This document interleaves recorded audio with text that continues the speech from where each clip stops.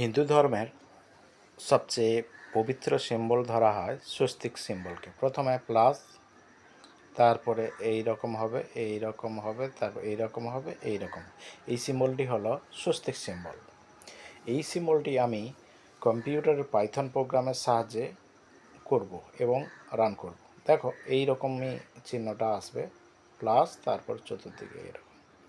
দেখে নাও, এই সিম্বলটা আসবে।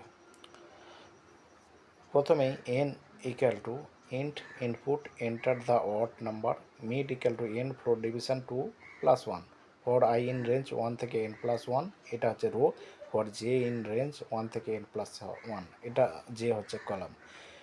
if I double equal to mid j double equal to mid, মানে প্রথমে প্লাসটা করে নেওয়া হলো, তারপর I equal to 1 j greater than equal to mid, আবার j double equal to 1 I less than equal to mid, এটা হচ্ছে প্রথমে দুটো করা I double equal to n j less than equal to mid, j equal to mid I greater than equal to mid, print করবে star, else print করবে ফাঁকা, আর তারপরে print করবে শেষের লাইন করাচ্ছে। রান করছি।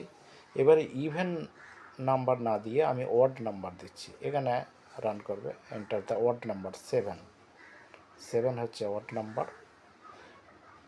আচ্ছা দেখে না, এইটাই হচ্ছে রান। সাধারণত ইভেন নাম্বার না দিয়ে অড নাম্বার দিলে ভালো হবে। দেখে না, এই প্রোগ্রামটি হলো স্বস্তিক সিম্বলের পাইথন প্রোগ্রাম।